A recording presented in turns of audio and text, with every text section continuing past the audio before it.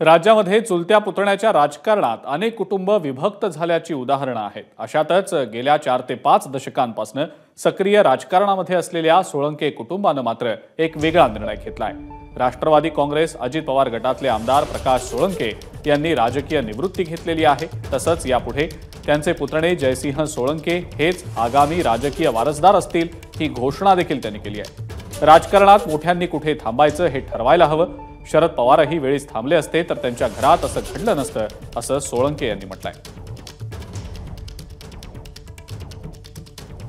स्वतः प्रकाश दादा आपल्यासोबत दादा हे वेगळं यासाठी आम्हाला वाटतंय कारण अलीकडच्या काळामध्ये असं होताना पाहायला मिळत नाही। कारण आम्ही मागच्या काही दिवसापासून राज्यामध्ये बघतोय जिथे पुतण्या चुलत्या एकत्र राजकारण जरी करत असले तर त्यांच्यामधील अंतर्गत वाद अंतर्गत राजकारण हे काही लपून राहिलेलं नाहीये। आपण ह्याला अपवाद ठरताय?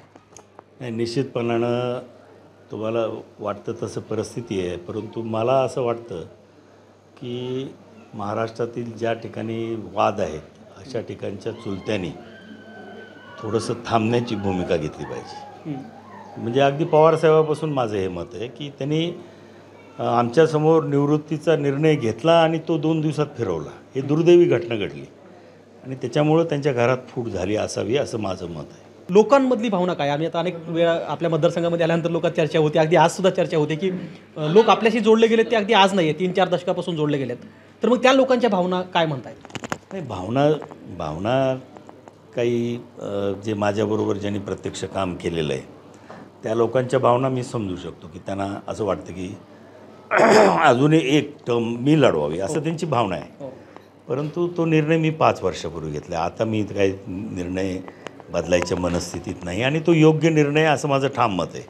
नवीन नेतृत्व, तरुण नेतृत्व पुढचं 5-25 वर्ष या मतदारसंघाला स्थिर नेतृत्व लाभावं या दृष्टिकोनातून आम्ही हा निर्णय घेतला आहे। आता लोकही त्याला पाठिंबा देतील अशी आमची अपेक्षा आहे। आत्ता जे राजकारणामध्ये आपण कुटुंबाची नावं घेतली की क्षीरसागर कुटुंब असेल अथवा ठाकरे कुटुंब असेल, पवार कुटुंब असेल की मुंडे कुटुंब असेल, या कुटुंबासमोर सुद्धा ही चॉईस होता की शेवटी जो चॉईस कदाचित तुमच्यासमोर होता की पुतण्या, मुलगा, मुलगी, सून अथवा कुटुंबातील इतर सदस्य?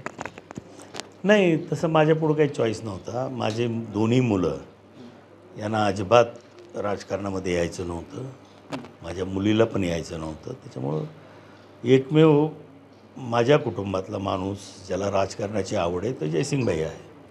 त्याच्यामुळे मला दुसरा चॉईसच नव्हता। एक मात्र नक्की आहे की चुलत्या पुतण्याच्या या राजकारणामध्ये एक वेगळा आदर्श प्रकाश सोळंके यांनी समोर ठेवला आहे।